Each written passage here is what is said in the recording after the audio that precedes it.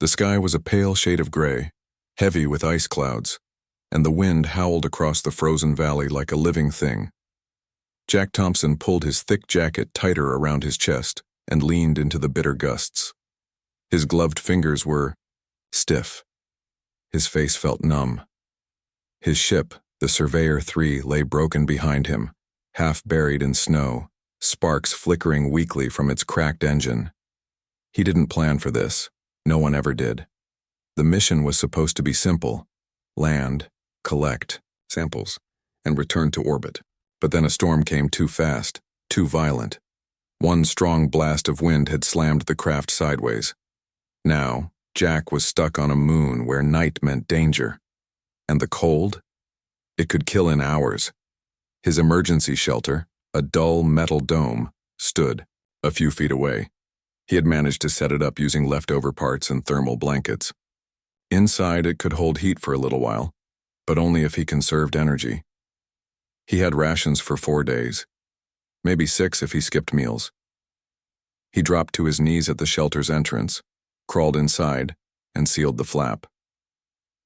The dim blue light inside flickered as he checked the power cells. Low. Too low.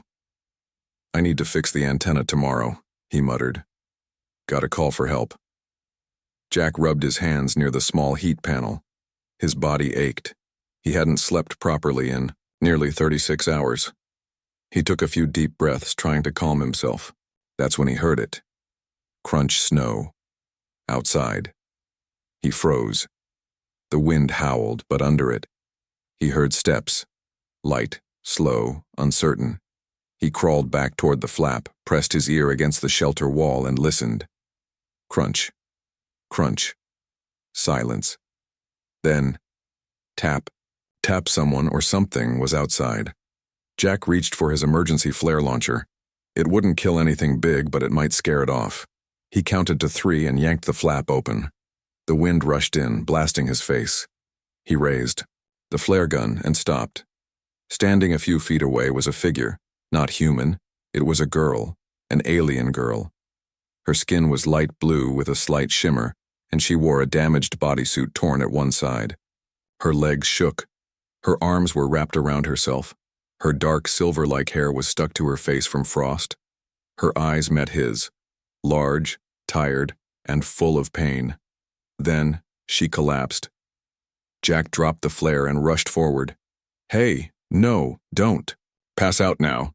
He knelt beside her, checked her neck, still warm but barely. She was breathing.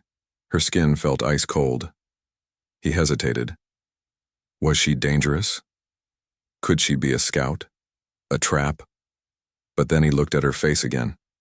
No weapons, no armor. Just someone broken and freezing. He made his choice.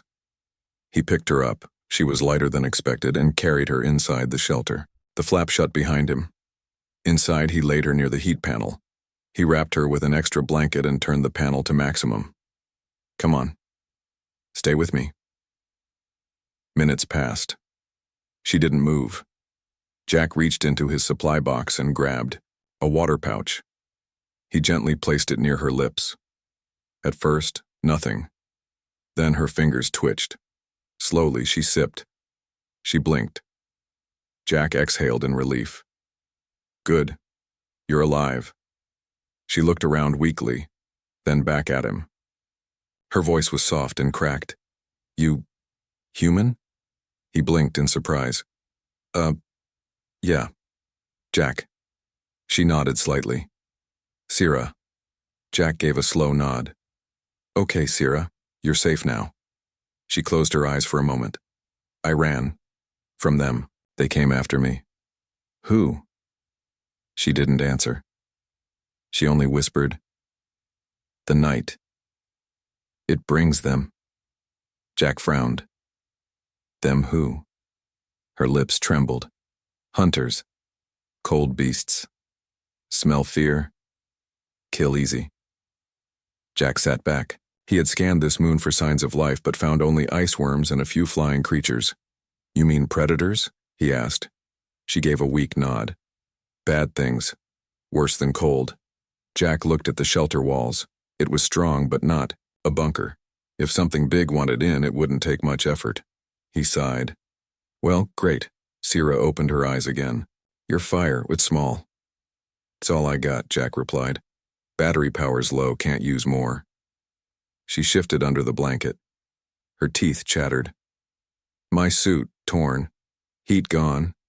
If night comes. He saw it in her eyes. She wasn't just worried. She was scared. Jack looked at his own gear. He had one thermal sleeping bag. It was designed to trap body heat in freezing environments. He was already planning to use it when night fell completely. But there was only one. Sierra looked at him, face red from cold. Human. Yes? You must let me into the sleeping bag too, she whispered. The night is very cold. Jack blinked. His mind raced. You mean, share it? She nodded. Or I die. Jack looked at the sleeping bag. It would be tight, but possible. He turned back to her. Okay, but just to stay alive. Nothing weird. Got it? Sierra gave a soft laugh. You humans. Always so worried. He smiled despite himself. Yeah, well, I didn't wake up this morning expecting company. He helped her into the bag first, then climbed in carefully. They lay back to back, space limited but just enough. It was awkward, sure, but also warm. Warm enough to maybe make it through the night. As the wind howled outside and the temperature dropped lower, Jack stared at the ceiling and whispered, Don't let anything find us. Behind him, Sierra murmured, If they smell me, they will. Jack closed his eyes tightly. The night had only begun. The cold was a heavy blanket over the land. It pressed against the shelter walls and hissed like a whispering monster. Inside, the small dome felt almost silent, except for the slow, steady breathing of two different beings lying back to back in a tight sleeping bag. Jack couldn't sleep. His eyes were open, staring at the curved ceiling above him. Every sound outside made his heart beat faster. A distant howl, the shifting wind, ice cracking.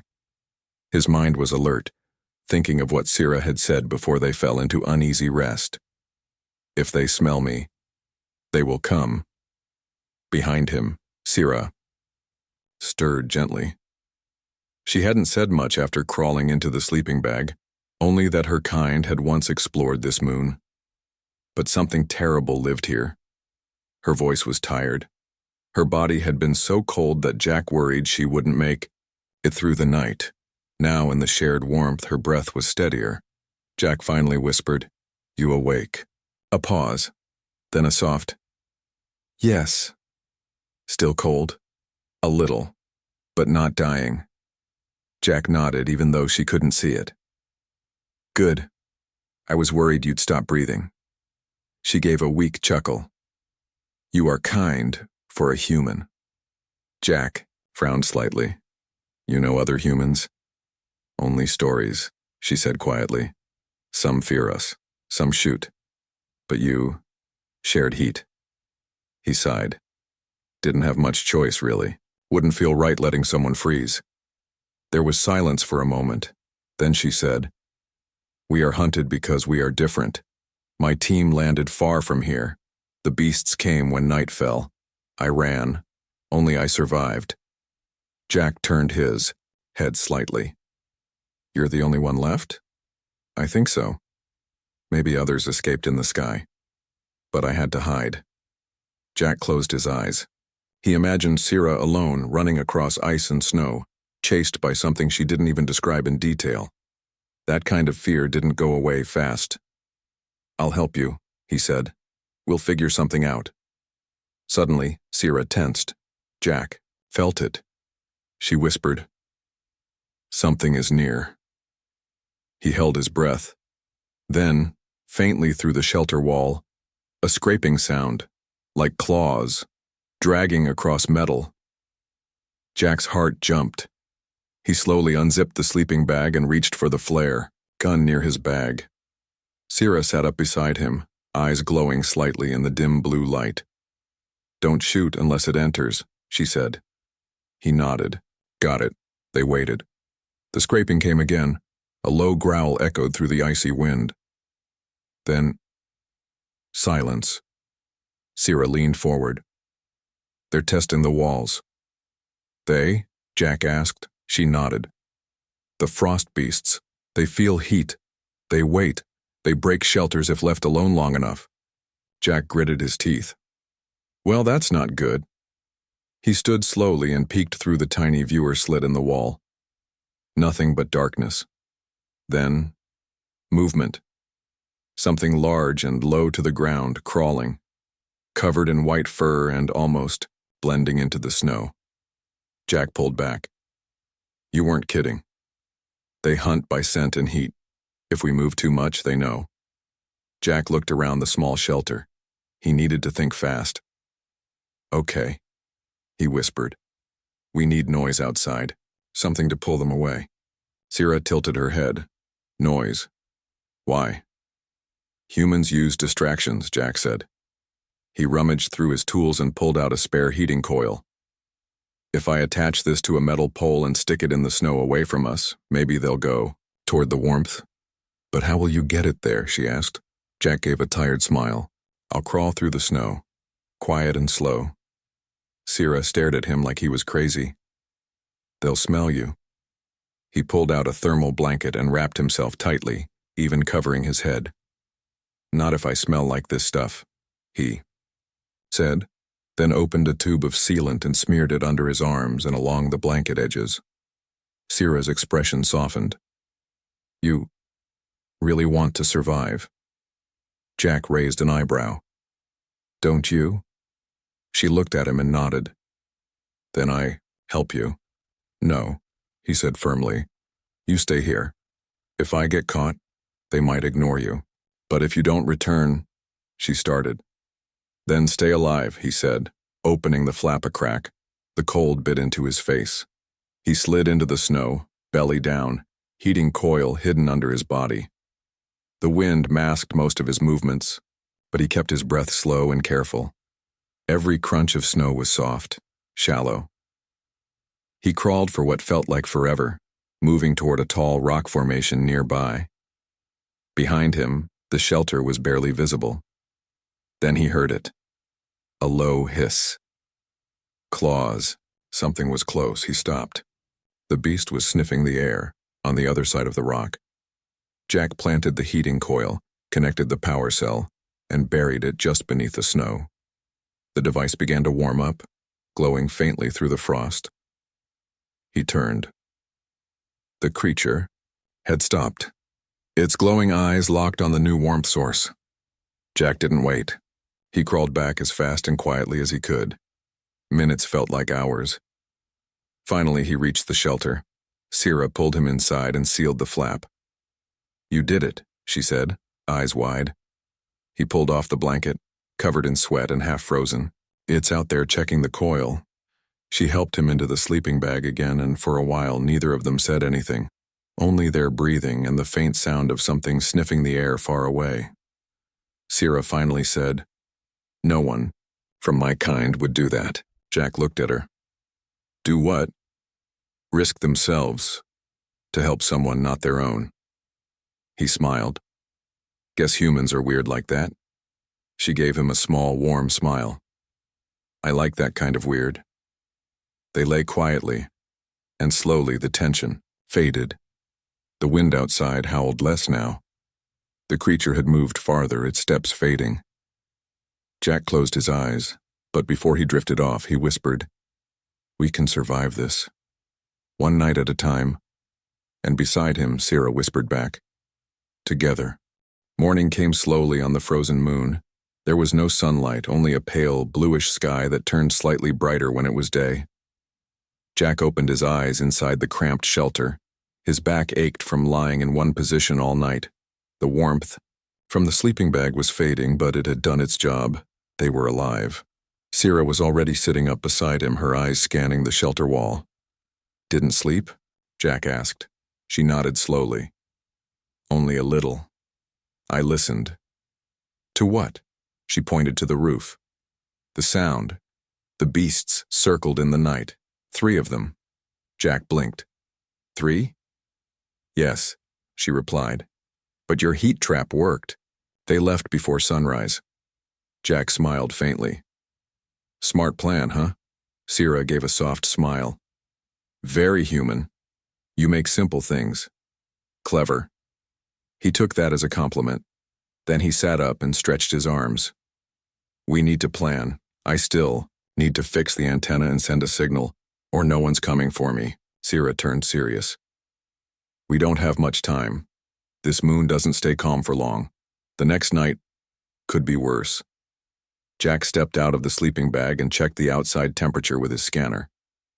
Still freezing, but better than last night. He grabbed his toolkit, opened the flap, and stepped outside slowly. The icy wind bit into his cheeks. His boots crunched over the hard snow. He walked to the broken antenna, snapped in two, wires exposed. Sierra followed him, staying close. Can you repair it? She asked. Jack frowned. Maybe. If I can splice this line and realign the dish, I can send a short message. Sierra crouched beside him. To your people? Jack nodded. Yeah. Earth Command. Or at least the orbital ship nearby. They'll pick up the signal if they're still scanning this sector. He started working. Sierra helped by holding tools and keeping watch. After nearly an hour of freezing hands and quiet teamwork, Jack stood back. Done. One chance only. If the power cell fries, we're stuck. Sierra placed her hand on his shoulder. Then we make it count. Jack nodded and pressed the button. A small light blinked. The dish turned slightly. A soft hum came from the coil and the message burst into space. Sierra tilted her head. That's it? Jack smiled. That's all we need. If someone's listening, they'll hear it. They both returned inside the shelter. Jack shut the flap behind them and sighed. Now we wait. But they didn't have to wait long. A sudden, scratching noise echoed across the shelter wall. Sierra froze. They came back. Jack's hand reached for the flare gun. Already? Then a thump. Something heavy landed on the shelter roof. Both of them jumped. Jack whispered, What are they doing? Sierra leaned closer to the center of the dome. They test the roof. If it bends, they rip it open. Jack looked around. The shelter was not strong enough to stop that. Okay, he said, trying to think fast. We need light, heat, distraction, again. But the heating coil was already used. There was nothing left outside. Sierra's eyes locked on Jack's tool belt. The flare, he shook his head. That's for emergencies. This is emergency, she said seriously. Jack hesitated. She was right. He loaded the flare gun and aimed toward the small opening slit. With careful aim, he fired into the sky. A bright red light burst out and soared high, cracking loudly like thunder. The beast on the roof shrieked and leapt away. Jack and Sierra both held their breath. Outside, the growling grew distant. The creature was leaving, but not gone. Sierra whispered, They fear loud lights, that was smart. Jack leaned back and sighed. Let's hope it bought us more time. She looked at him. You fight different than my people, not with strength, with ideas. Jack smiled. Humans don't always win by force. Sometimes we just outthink the danger. She watched him curiously. That is why I was sent to study humans. But now, I learn more than I expected. Jack raised an eyebrow. You were sent to study humans? Sierra nodded. I was on a research team. I volunteered. But others, they didn't trust me. I liked your species too much. Said I was too human-minded. He chuckled. Is that bad? She looked down. In my world it is. Jack didn't know what to say. He simply replied, Well, I'm glad you were here. I wouldn't have survived the night without you. She looked up, her eyes were soft. And I wouldn't have lived at all without you. Suddenly the ground shook, only slightly but enough. Jack stood up. What now?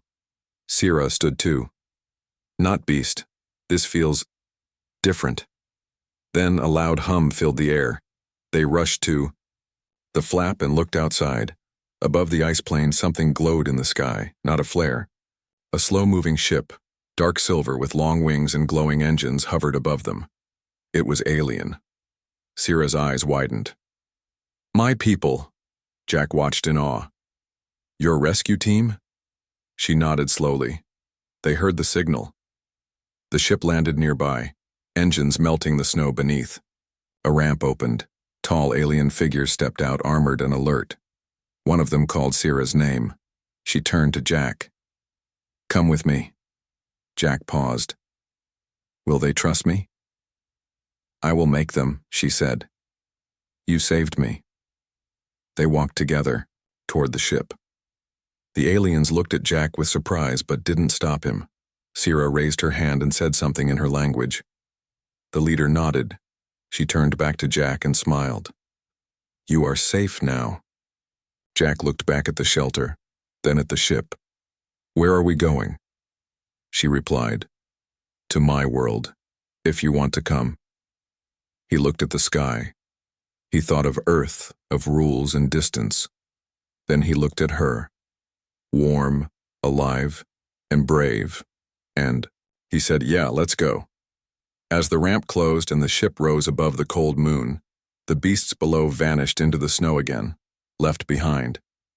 The danger was over, but the journey was just beginning. The ship moved silently through space, gliding above the icy moon like a shadow made of metal and light. Inside, Jack sat by a smooth window, staring at the stars. For the first time in days, he wasn't cold, hungry, or scared. But still, his heart was full of questions. Sierra stood beside him, wearing clean clothes now, silver and white, soft and warm. She looked stronger, healthier. Her injuries were gone, healed by her people's advanced medical machines. Her soft blue skin had regained its glow. Jack glanced at her. "So, this is your rescue ship?" She nodded. "Yes, it belongs to the Northern House. They are part of the Alliance. I sent a signal from your beacon. They were nearby." He smiled. "Good timing." Sierra looked at him. "They want to know more about you. Some are curious. Some are cautious." Jack nodded slowly. "I get that. I'm the only human on this ship." She sat across from him. "You are the first human they've seen in person. Our species don't meet often. Some think humans are dangerous." Jack raised an eyebrow. "And what do you think?" Sierra smiled gently. "I think humans are dangerous, but in the best way," he laughed. "I'll take that as a compliment." The ship's captain, a tall alien with silver markings on his skin, entered the room. He looked at Jack carefully. "You are the one who saved Sierra?" the captain asked in a low voice. Jack stood. "We helped each other." The captain nodded. "She says you shared your shelter, your food, even your warmth." Jack shrugged. It was either that or let her freeze. The captain stared for a long moment. Then, to Jack's surprise, he gave a short bow. "Thank you, human. She is important. To us." When the captain left, Jack looked at Sierra. "Important, huh?" She didn't answer right away. Then she said, "I am the daughter of a council member. I wasn't just a scout. I was being tested to prove I could live among outsiders." Jack blinked. "So, you're royalty?" She smiled, almost shy. "Not exactly, but close." Jack laughed. "No wonder you were worried about going back." Sierra looked down. "They may ask questions. Some may not approve that I stayed with you so long." "So close." Jack's smile faded. "Did I get you in trouble?" "No," she said quickly. "You saved me, but in our culture, bonding through hardship, it means something." Jack leaned forward. "Like what?" Sierra looked him in the eyes. "It means trust. It means connection. It means maybe something more." Jack felt heat rise in his chest. He looked away, then back. "Well, I'd say we earned it." A soft tone echoed through the ship. Sierra stood. "We're close to my homeworld," she said. "Come, you should see it." They walked down a glowing corridor and entered a viewing chamber. The wall turned transparent, revealing a beautiful planet below. Blue oceans, green forests, and glowing white clouds swirling around tall mountain ranges. Jack's eyes widened. "It's beautiful." Sierra nodded. "My people live in floating cities above the forests. Peaceful, most of the time." The ship began to descend. Inside, Jack felt nervous. What would these aliens think of a human suddenly arriving with one of their own? Would they welcome him or question him? Sierra seemed to sense his worry. "I'll speak for you," she said. "They'll listen." The ship landed smoothly on a tall platform surrounded by water and wind. Several figures waited. Tall, elegant aliens dressed in layered robes, each with glowing markings along their arms. Jack stayed close to Sierra as they walked down the ramp. The group stared at him, their expressions unreadable. A woman with glowing eyes stepped forward. She looked at Sierra. "You are safe," she said calmly. "We feared the worst." Sierra bowed. "Thanks to him." She pointed to Jack. The woman turned to him. "You are the human?" Jack nodded. "Jack Thompson, from Earth." "You helped her survive the frost moon." "Yes, we worked together. I just did what I could." The woman nodded. "Humans are clever, dangerous, unpredictable." Jack frowned. "Not always bad things." She smiled faintly. "No, not always." The group led them into a tall building, smooth and glowing inside. Jack felt like he was walking through a dream. Soft music played in the walls. Light moved like mist in the air.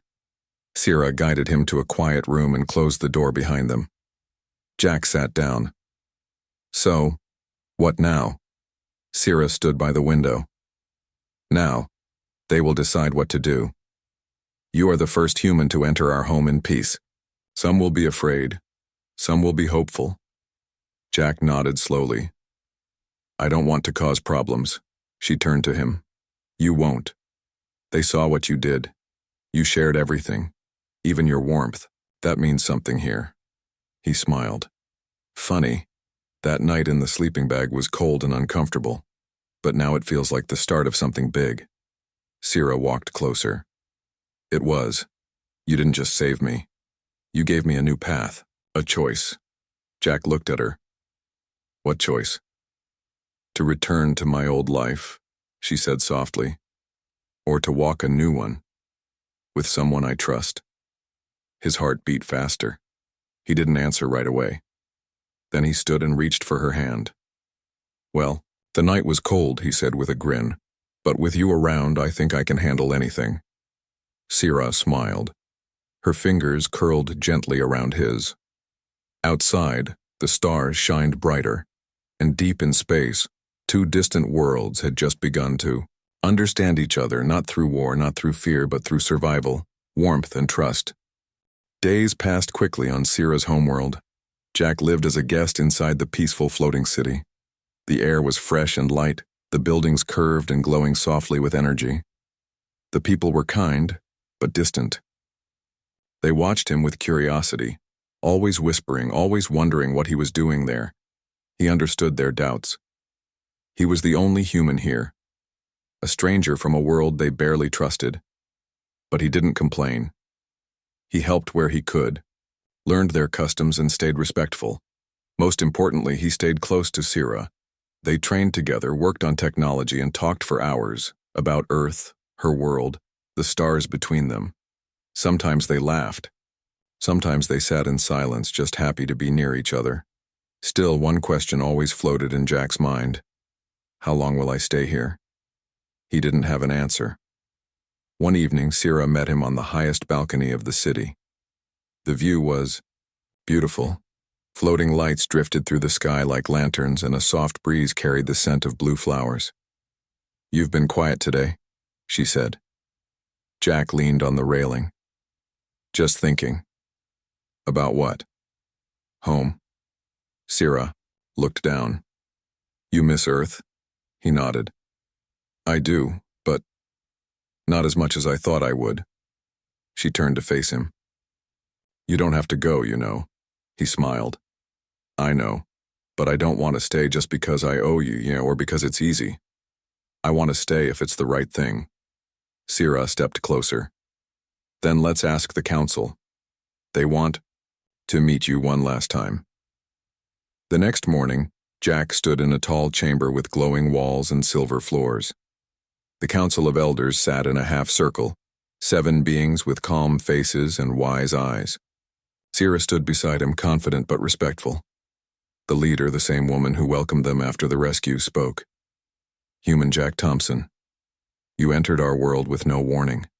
You brought no weapons, only a signal and a story. Jack nodded.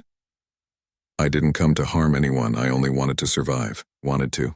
And you did more than survive, she said. You protected Sira. You shared your last food, your only shelter, even your warmth. Jack looked down. It was the right thing to do. Another elder leaned forward. Your actions showed courage, but also care. Many of us believe that trust between our people and yours can grow, the leader continued. But Earth and our world have different ways, different beliefs. If you stay here, you must live by our rules. Jack answered, I understand. I don't want to change your ways. I only want to learn. The room fell, silent. Then the leader gave a small nod. Then we offer you a place here. You may stay, not as a guest, but as one of us. Jack's chest tightened with emotion. Thank you. The council stood and left the chamber. Sira turned to him, eyes shining. You did it, she said. Jack laughed. We did it. A few days later, as Jack adjusted to his new room and his new life, a message came from space, from Earth. The orbital ship that once watched over the icy moon had finally received the broken signal Jack had sent earlier.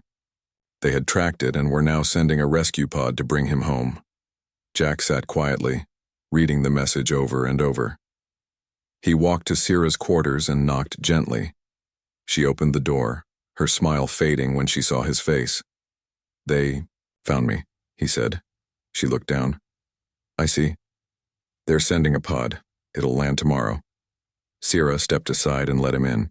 Her room was filled with soft blue lights and glowing patterns that changed with her mood. She sat down. Are you going? Jack sat across from her. I don't know. I didn't expect this. Part of me wants to go back. Another part doesn't. They sat in silence for a moment, then Jack said, You said something before, about bonding through hardship, that it means something to your people. She nodded. It does. What does it mean to you? Sira looked up at him, her voice soft. It means I trust you. It means I care about you. And it means, if you left, I would feel something missing. Jack reached out and gently took her hand. Then maybe I've already found home. The next day, the rescue pod landed on a green hill just outside the city. The human crew stepped out, surprised to see Jack standing beside an alien girl with soft blue skin and gentle eyes. The lead officer greeted him. Jack Thompson, we're glad you're alive. You ready to come home? Jack looked at them, then at Sira, then back. I am home, he said, but I'd like to send a message to Earth. The officer blinked. You're staying? Jack nodded. There's something special here, and someone important. The officer smiled. You always did have a strange way of doing things. They gave him a device to send a message back to Earth. Jack recorded a short note. I'm alive. I'm safe. I've found something worth staying for. Tell Mom I'll visit one day, maybe with company. Then he handed the device back and the crew left. Jack turned to Sira. Well, he said, smiling, I guess you're stuck with me. She smiled back. As long as you share your sleeping bag when the night gets cold. They both laughed. The cold moon was far behind them now. But the memory remained, the start of something unexpected. A bond formed not by power or rules, but by kindness and warmth, and the choice to stay.